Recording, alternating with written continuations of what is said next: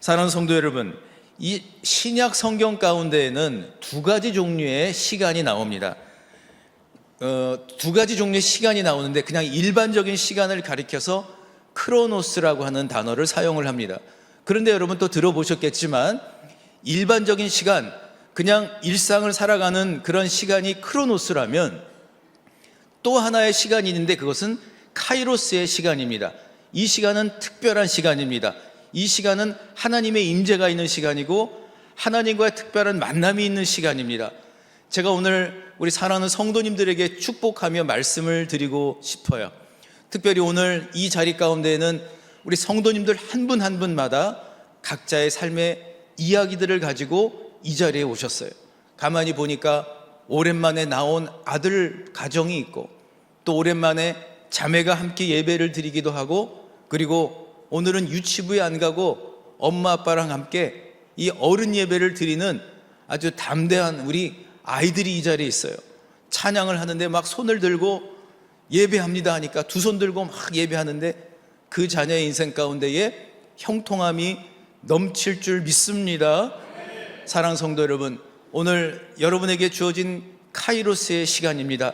특별한 은혜의 시간입니다. 한 분도 거저가지 마시고 그냥 왔다 그냥 가는 것이 아니라 주님의 카이로스의 축복 받아가실 수 있기를 주님의 이름으로 간절히 축원합니다.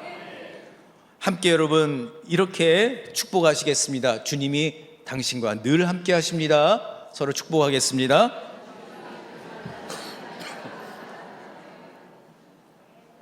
아멘.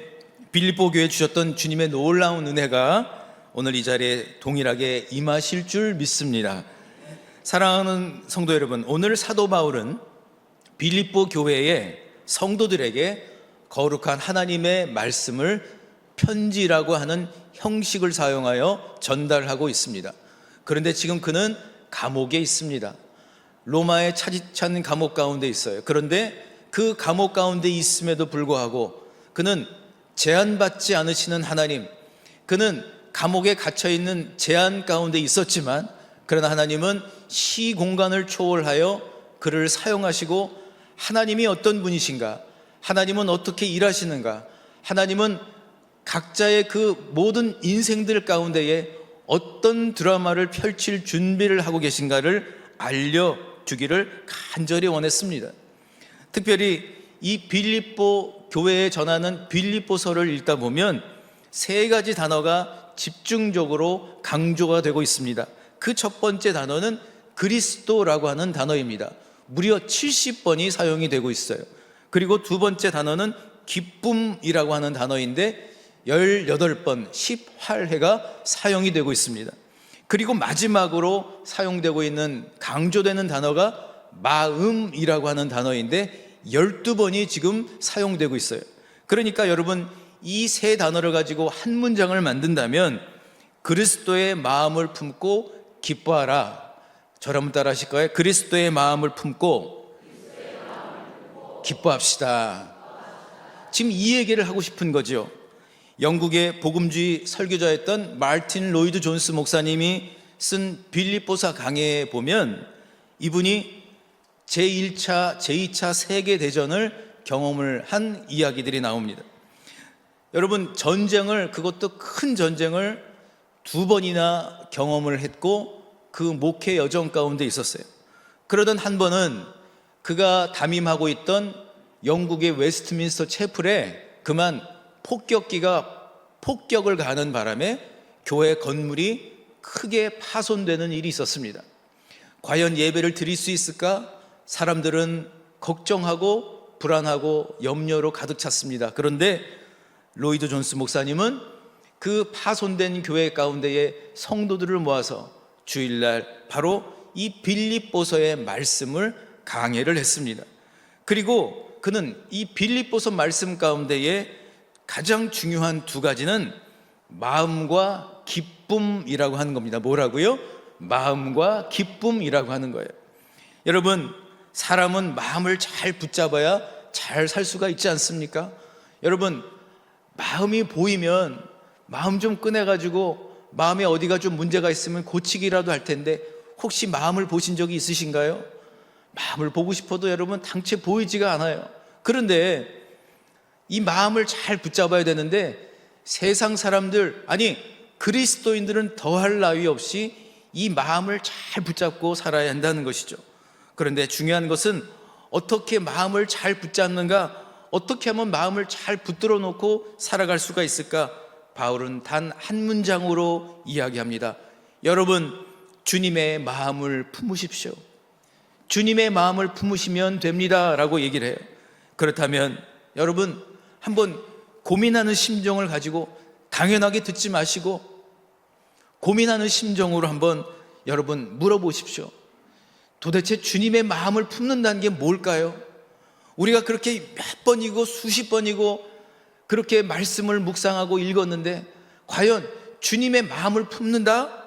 무슨 말일까요? 아니, 더 나아가 어떻게 해야 주님의 마음을 품고 살아갈 수가 있을까요? 그리고 주님의 마음을 품고 나 혼자만 있는 것이 아니라 주님의 마음을 품고 나의 가정과 나의 일터와 나의 사업장과 그리고 믿음 공동체가 정말 든든하게 기쁨으로 세워져 갈 수가 있을까요? 제가 며칠 동안 씨름했던 이 질문들을 가지고 함께 말씀의 은혜를 나누기를 원합니다. 오늘도 특별한 은혜로 나아가시기를 축원합니다. 첫 번째로 주님께로만 내 마음을 고정시키는 것이 바로 주님 마음 품는 것입니다. 사도행전 16장을 보시게 되면 이제 빌립보 교회의 탄생으로부터 시작을 해서 빌립보 교회가 어떻게 형성되었고 하나님이 어떤 복을 내려주셨으며 어떤 구성원들이 있었는가를 소개하고 있죠. 그런데 여러분, 사실 이 빌립보라고 하는 지역은 이 로마 제국 가운데에 진짜 수도는 아니지만 거의 수도와도 같은 그런 역할을 하는 그런 지역이었습니다. 그곳에는 다문화, 다인종의 사람들이 모여 있었어요. 그리고 이 빌립보 교회 안에도 다양한 계층의 사람들이 있었습니다. 루디아와 같은 상류층 사람도 있었고, 그리고 또한 바울과 실라가 감옥에 갇혔을 때에 전도했던 간수장, 그리고 간수장의 가족들이 있었습니다. 그 외에도 노예들도 있었고 여러 기타 다른 유대인들, 또 헬라파 유대인들, 다양한 사람들이 그 자리에 그 안에 있었어요. 하나님은 그 교회 가운데에 많은 축복을 주셨습니다. 물질의 축복을 주셨고 또 교회가 성장하는 그러한 복을 주셨습니다. 그런데 동시에 그 교회 가운데에는 관계의 어려움과 또한 또 적지 않은 갈등과 분쟁들이 또한 있었습니다. 바울은 사도행전 그리고 또 바울 서신 가운데에서 그들의 이름을 구체적으로 거론하면서 여러분 한 마음 가지십시오라고 그렇게 권면하기도 했습니다. 그런데 그 모든 성도들을 향하여 사도 바울은 이야기하고 있습니다. 여러분 마음을 붙잡으십시오. 5절 말씀, 너희 안에 이 마음을 품으라. 그런데 여러분, 이 품다, 품으라 할 때에 이 품다라고 하는 단어를 보면 여러 가지 뜻이 있는데 그 중에 가장 중요한 뜻이 있더라고요.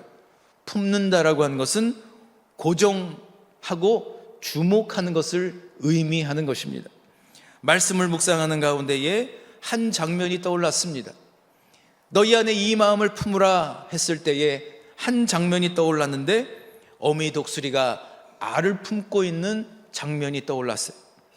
여러분이 만약 어미 독수리라면 어떤 마음 가지실까요? 알을 품고 있는 어미 독수리는 결코 딴 데로 시선을 돌리지 않습니다. 딴 데 마음 팔지 않습니다. 알에만 집중을 합니다. 알에 자신의 모든 생각을 다 고정합니다. 그리고 그 알에서 예쁜 새끼가 나올 때까지 주목하고 고정하는 것, 이것이 품는다, 이것이 품다라고 하는 것의 뜻입니다. 여러분, 주님의 마음을 품는다는 것, 그것은 이처럼 주님께로 주목하고 주님께로 고정하는 것, 이것을 의미하는 것이죠. 찰스 허친슨 가브렐이라고 하는 남성이 있었습니다. 이 찰스는 미국 오하이오주 시골에서 농부의 아들로 태어났습니다. 저는 오하이오주에 가보지는 않았는데 오하이오주에서 목회를 하고 있는 친구 목사님이 감리교 목사님이신데 그분에게 아이오와주 얘기를 들은 적이 있어요.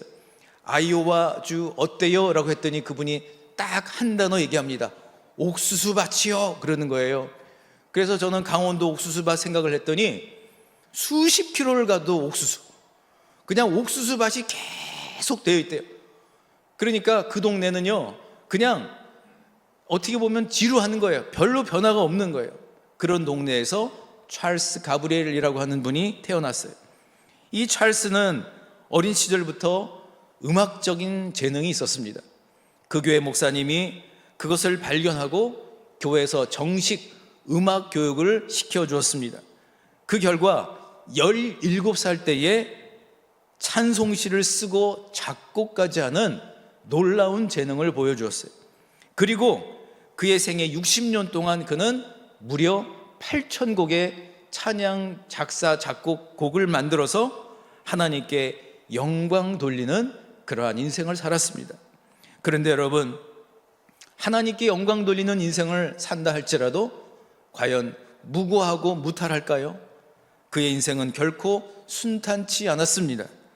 그는 결혼 생활 가운데에 아주 큰 폭풍과도 같은 어려움들이 여러 번 있었습니다. 큰 위기를 맞이했습니다. 그런데 그때마다 하나님은 그에게 찬송을 통하여 은혜를 주신 겁니다.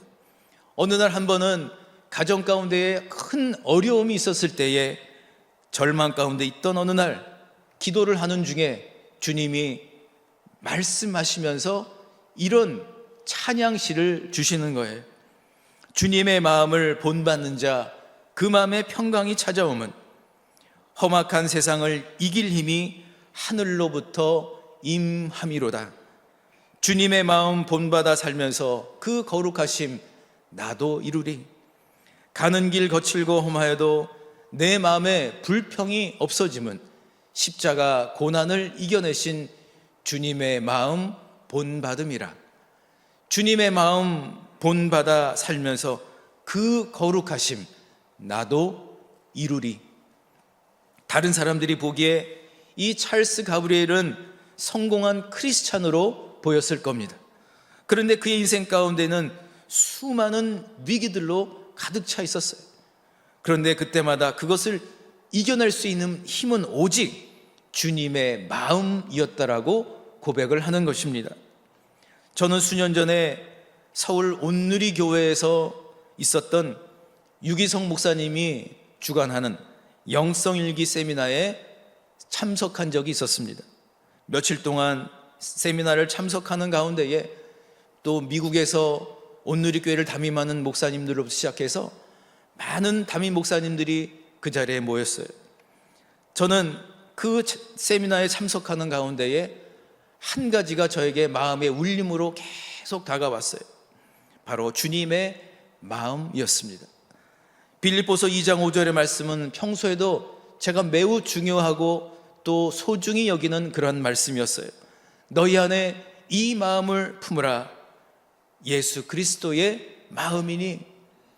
여러분, 많은 그리스도인들이 이 빌립보서의 보석과도 같은 말씀을 읽고 묵상할 때마다 그래, 나도 주님의 마음을 좀 품어봐야지.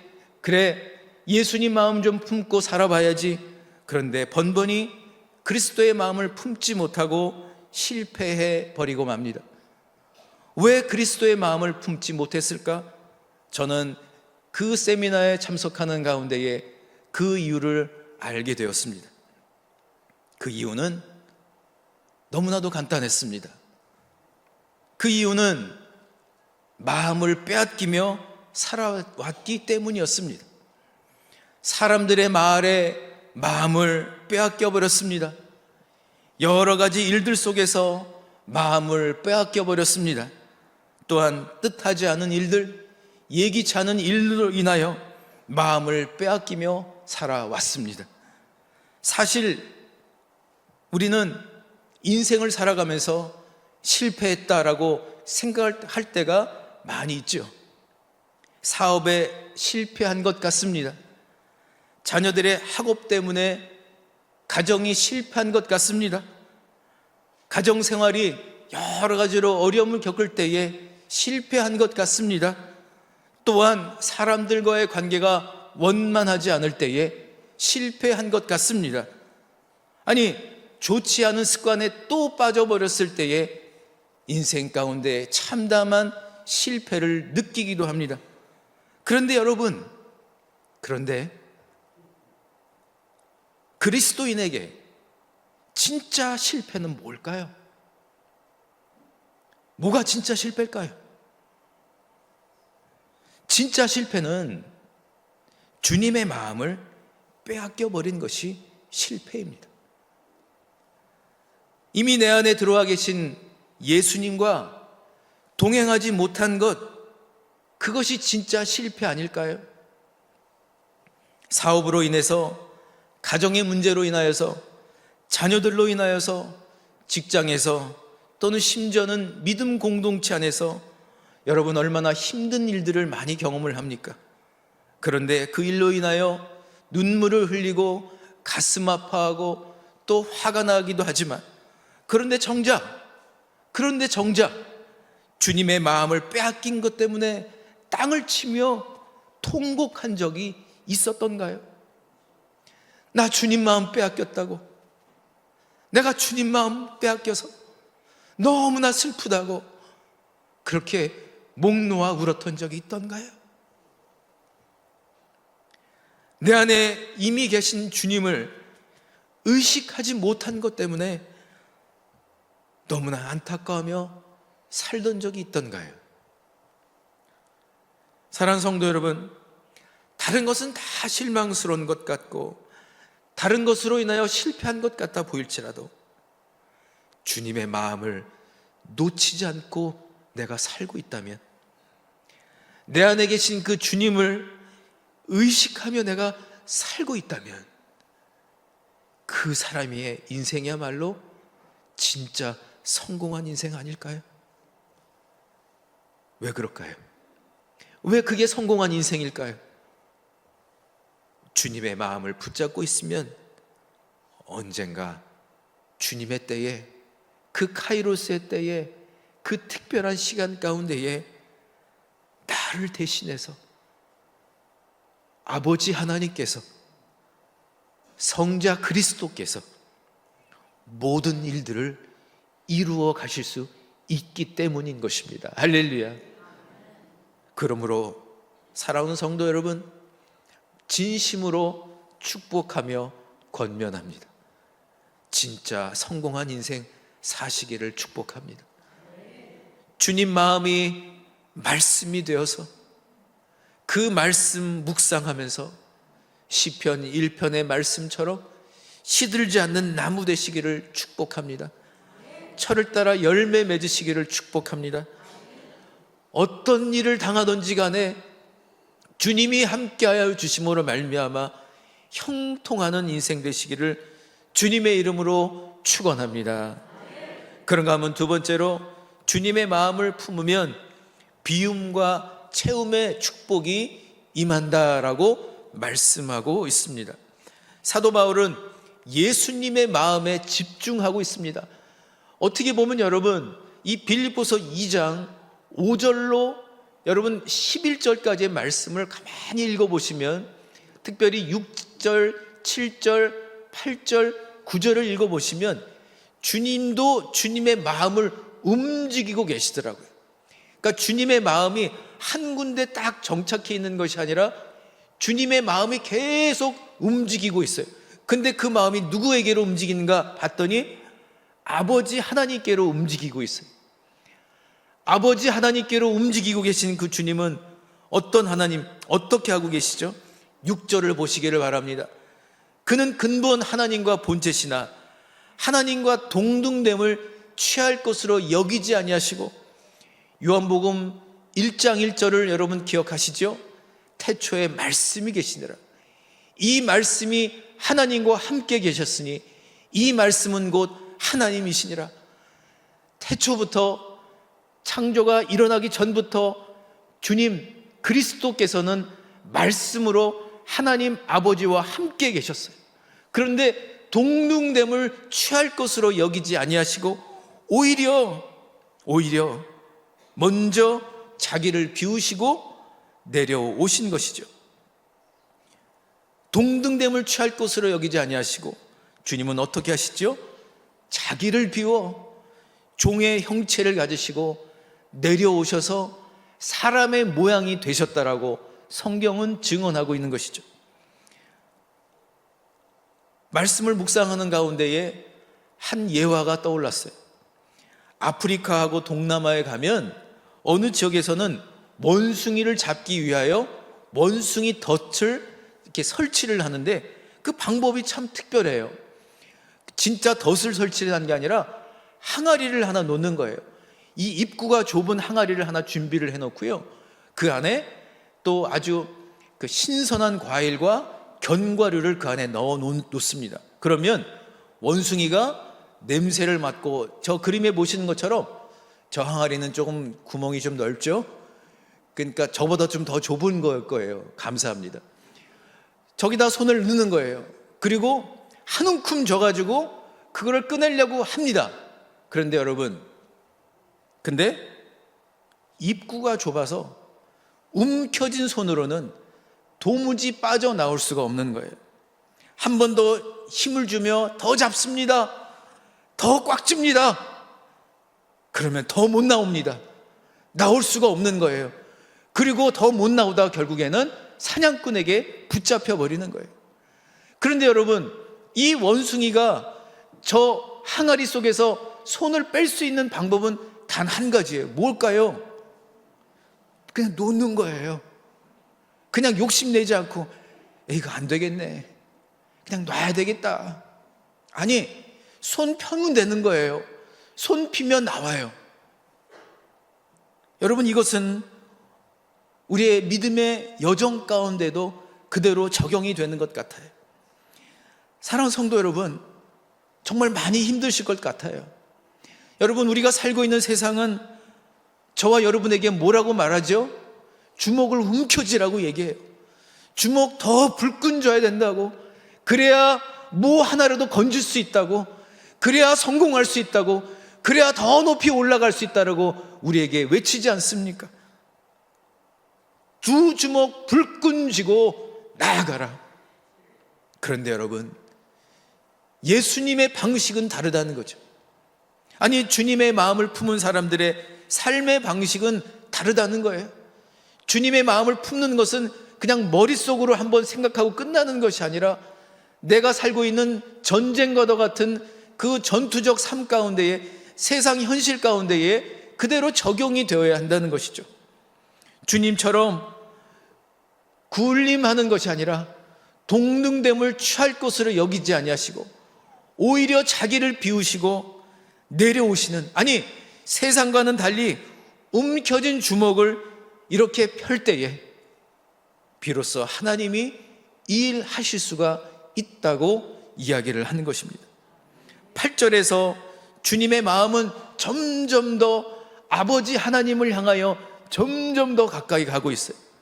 그것이 바로 십자가 사건이라고 하는 것이죠. 8절의 말씀을 한번 우리 같이 읽어보실까요? 8절의 말씀 시작. 사람의 모양으로 나타나사 자기를 낮추시고 죽기까지 복종하셨으니 곧 십자가에 죽으심이라. 아멘. 여기서 여러분, 죽기까지 복종하셨으니, 복종하다라고 하는 단어의 뜻은 아래에서 듣다라고 하는 거예요. 아래에서 듣다, 위에서 듣는 것이 아니라 아래에서 듣는 거예요. 십자가에 달리신 주님은 모든 것을 비우시고 끝까지 하나님을 향해, 하나님의 뜻을 향하여 계속 가신 거예요. 전진하신 거예요. 바로 이것이 십자가 사건이라고 하는 것이죠. 주님의 마음은 끝까지 아버지 하나님을 향해서, 그리고 더 나아가 저와 여러분을 위하여 비우시고 내려오신 거예요. 그런데 여러분, 사랑하는 성도 여러분, 그 다음이 중요해요. 그 다음이. 어느 성도님이 저에게 그러는 거예요. 목사님, 2부 때 예배 드렸는데 너무 슬프게 끝나지 마세요. 제가 여러분 슬프게 끝내려고 한 게 아니고요, 오늘 하나님께서 저에게 주시는 마음을 전달하는 거예요. 근데 여러분, 정말 주님의 방식으로 살면 손해보고 끝나는 걸까요? 아니라는 거예요. 주먹을 펴야 하고, 그리고 여러분 몸에 힘을 빼야 되는 거예요. 지금도 예배 시간에 왜 이렇게 긴장하고 계세요? 여러분 어깨를 좀 내리셔도 돼요. 이렇게. 그리고 편하게. 아무도 여러분 안 잡아가요. 그냥 손을 한번 펴보세요. 제가 끝부분을 슬픔으로 안 끝내려고 몸부림을 치고 있어요. 예전에 제가 청년부를 담당할 때 사람마다 각자가 싫어하는 게 있죠. 저는요, 세상에서 제일 이해가 안 되는 분들이 그 청룡열차 뭐 이런 거 타는 분들이에요. 그거 왜 타죠? 그러고 있는데 어느 날 청년부 아이들이, 목사님, 놀이공원 가서 우리랑 같이 청룡열차 같은 거 안 타면 교회 안 나올 거예요, 이러는 거예요. 교회 안 나온다는데. 그래서 같이 탔어요. 말씀드린 적이 있죠? 이름도 탑건이에요. 탑건. 탑건은요, 발이 없어요. 발이 다 바닥이 없는 거예요. 이 지탱하는 바만 그냥 유지하고 있어야 되는. 출발합니다. 그런데 여러분, 저는 아이들은 신난다고 하는데 저는 계속 온 몸과 주먹에 힘을 불끈 쥐고 출발했어요. 올라갔다 내려왔다를 하는데, 올라가려고 하면 내려가려고 힘을 주고, 내려가려고 하면 올라가려고 힘을 주니까 옆에 있던 청년이 저에게 비결을 가르쳐 주더라고요. 목사님, 힘 빼세요. 힘 빼세요. 무슨 말인지 몰랐어요, 처음에. 그런데 거짓말같이 힘을 빼는 순간, 이런 일들이 또 일어날 수가 있나? 힘을 빼는 순간, 그리고 그 탑건이 가자고 하는 대로 올라가면 올라가고 내려가면 내려가는 대로 몸을 맡겼더니, 여러분, 조금 재미있기까지 한 건 아닙니까? 그제서야 타는 이유를 조금 발견을 했어요. 여러분, 주님이 십자가에 달리시기까지 동등됨을 취할 것으로 여기지 아니하시고 오히려 자기를 비우셨다라고 하는 것은, 주님이 내려놓으시자 하나님 아버지께서 일하신 거예요. 이것은 여러분 우리에게도 마찬가지예요. 내가 막 높아지려고 하는 것이 아니라, 내가 어떻게든지 세상적인 방법으로 움켜쥐고 내가 세상적인 방법으로 어떻게든지 성공해 보려고 살아가는 그 방식에서 역설적으로 살아보라는 것이죠. 맡겨보라는 것이죠. 오히려 힘을 빼고 주님이 가자고 하는 방향으로 갈 때에 놀라운 반전의 역사가 일어난다는 것입니다. 그런데 여러분, 이게 이걸로 끝나는 게 아니라는 거예요. 그 다음이 있어요. 그 다음에 주님의 놀라운 역전 드라마가 나오죠. 9절과 10절의 말씀이에요. 우리 한번 결론의 말씀으로 함께 읽겠습니다. 시작. 이러므로 하나님이 그를 지극히 높여 모든 이름 위에 뛰어난 이름을 주사 하늘에 있는 자들과 땅에 있는 자들과 땅 아래에 있는 자들로 모든 무릎을 예수의 이름에 꿇게 하시고. 아멘. 주님의 마음이 아버지 하나님께로 향하고, 그러자 하나님께서 하나님만의 방법으로 여러분 일하시면서 비우신 주님, 내려오신 주님을 채워주시기 시작을 하십니다. 하나님이 높여주셨어요. 이러므로 하나님이 그를 지극히 높여. 할렐루야. 사랑하는 성도 여러분, 하나님께서 비울 때에 채워주실 줄 믿습니다. 내려놓을 때 하나님께서 올려주실 줄 믿습니다. 나는 주님께 맡겨드린 것밖에 없는데 주님이 오히려 나를 더욱더 크게 쓰임받게 하여 주실 줄 믿습니다. 이 역설적 원리 가운데 살아가시기를 바랍니다.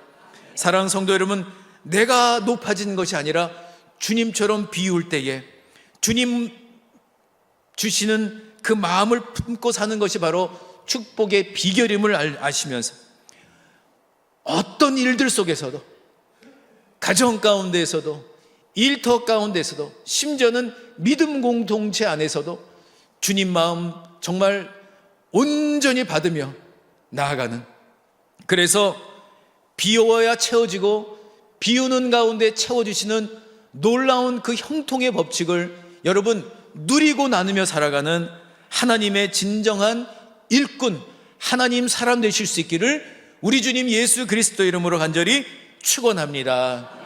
우리 주신 말씀을 생각하시면서 찰스 허친슨 가브리엘이 지은 주님의 마음을 본받는 자 찬송가 455장을 주님께 드리는 마음으로 고백하며 결단하는 마음을 함께 드리기를 원합니다.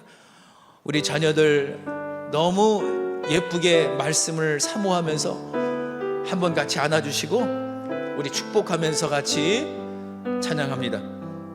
주님의 마음을 본받는 자, 그 맘에 평강이 찾아오는, 험악한 세상 이길 힘이 하늘로부터 임함이로다.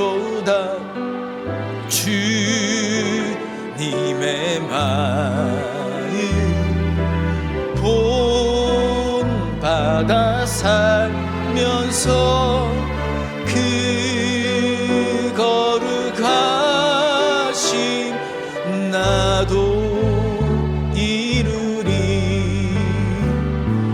주 모습 내 눈에 안 보이며 금성 내 귀에 안 들려도 내 영혼 날마다 주를 만나 신령한 말씀 늘 배우도다. 주님의 마음 본받아 살면서 그 거룩하신 나도 이루리. 가는 길 거칠고 험하여도 내 맘에 불평이 없어짐은 십자가 고난 이겨내신 주님의 마음 본받음이라. 주님의 마음 본받아 살면서 그 거룩하신 나도 이루리. 주 예수 세상에 다시 오시 그날의 무성도 변화하여 주님의 빛난 그 형상을 다 함께 보며 주 찬양하리. 주님의 마음, 주님의 마음 본받아 살면서 그 거룩하신 나도 이루리. 아멘. 이 시간에 가슴에 두 손을 얹으시고 이 시간 주님 마음을 좀 느껴보기를 원합니다. 주님, 우리 사랑하는 성도님들에게 주님 마음을 좀 알려주시기를 원합니다. 주님의 그 사랑의 마음을 알려주시기를 원합니다. 세미한 음성으로, 마음의 울림으로, 또 성경 말씀으로 주님 이 시간 알려주시옵소서. 내가 이제 더 이상은 주님 마음 뺏기지 않겠습니다. 주님 마음 고정하며 살겠습니다.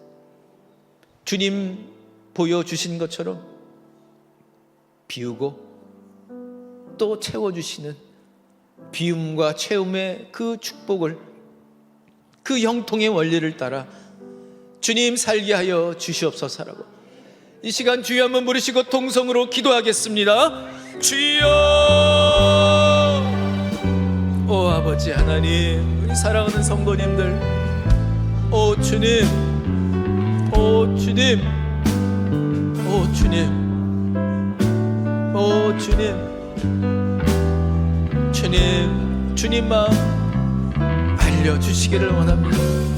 주님 마음 울림으로, 하나님 말씀으로 알기를 원합니다. 오 주님, 오 주님, 오 주님, 오 주님.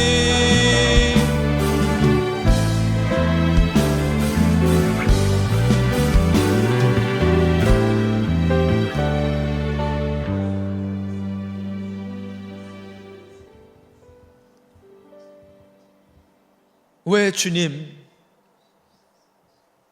내려오셨습니까?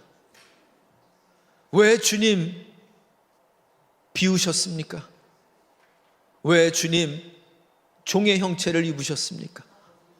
왜 주님 사람의 모양이 되셨습니까?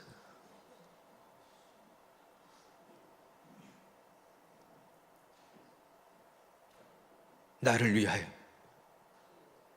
우리를 위하여 내려오신 주님, 내려오셔서 우리와 함께 하시는 주님, 우리 사랑하는 성도님들 주님 마음 알게 해 주옵소서.